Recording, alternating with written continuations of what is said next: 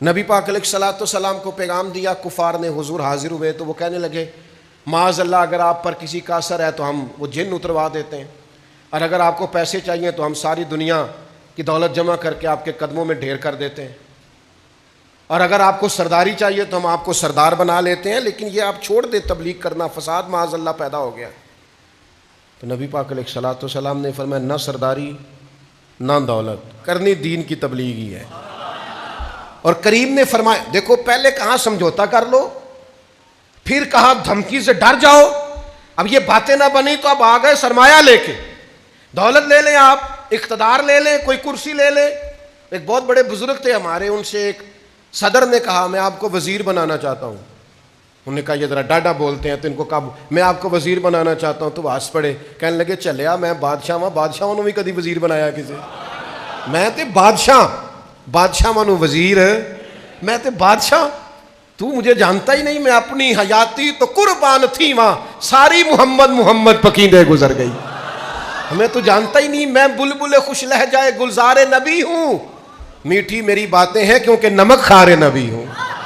وہ جانتے نہیں، آپ بادشاہ کو وزیر بنانے لگے، میرے پاس اتلا درجہ ہے اور تو مجھے نیچے لے کے آ رہا ہے۔ تو سمجھ لیجئے گا بات کو، اللہ کے حبیب علیہ السلام سے جب کہا نا بہت سارا مال دیتے ہیں، اقتدار دیتے ہیں، تو حضور علیہ السلام نے فرمایا بولو تم کس چکر میں پڑے ہوئے ہو بھولے بھالے لوگو، میں دین کی تبلیغ کروں گا، یا تو تم سارے کلمہ پڑھو گے یا پھر میرے رب کا فیصلہ آئے گا۔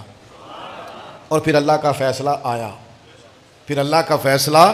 اذا جاء نصر اللہ والفتح ورأیت الناس يدخلون فی دین اللہ افواجا، اللہ کی مدد آئی، فتح حاصل ہوئی اور فوجوں کی فوجیں دین میں داخل ہو گئیں۔ میں آپ کی خدمت میں صرف یہ بات عرض کرنا چاہتا ہوں، مقصد حیات بنائیں، بیکار نہ بنائیں اپنے آپ کو، قیمتی وجود، قیمتی سانسیں، قیمتی زندگی خدا کے لیے اپنی زندگی سے تھوڑا سا موبائل کا ٹائم کم کریں، تھوڑی جان چھڑا لیں، اصل اور روح کی طرف واپس لوٹ آئیں، تھوڑا سا دنیاوی جھگڑوں سے نکل آئیں باہر، بس کر دیں، کوئی نہیں۔ اسی طرح لڑائیاں ہوتی تھیں، ہمارے دادا کے بھائی بھی جائیداد کے مسئلے میں اختلاف رکھتے تھے، ان کے بھائی بھی رکھتے تھے، ہمارے ابا کے بھائی بھی رکھتے تھے، ہم بھی رکھ رہے ہیں۔ یہ شریکہ برادری چلا آ رہا ہے، یہ صرف ایک بی بی دنیا میں ایسی تھی جن کا جھگڑا کوئی نہیں تھا، جناب حوا کا، کیونکہ نہ ساس تھی نہ کوئی ناند تھی، باقی کسی جگہ اللہ ماشاءاللہ کوئی مطلب گنجائش نہیں ہے، کام چلتا ہی رہتا ہے۔ تو اس میں الجھ جائیں گے کیا ہم؟ چیزیں چلتی، کوئی آپ کو اچھا کہے تو تیز نہیں دوڑنا، کوئی برا کہے تو روک نہیں جانا۔ آپ یقین کریں مجھے تو اس ٹائر والے پر بھی بڑا ناز آتا ہے کہ جو رات کو دکان بند نہیں کرتا اور اسی دکان کے باہر چارپائی بچھا کے سو جاتا ہے، کوئی اٹھا کے کہتا ذرا ہوا بھر دو، اگر وہ رات کو وہاں نہ سوئے تو کتنے مسافر رستوں میں رہ جائیں، جن کے ٹائروں میں ہوا نہ ہو، گاڑیوں میں، وہ کیسے جائیں؟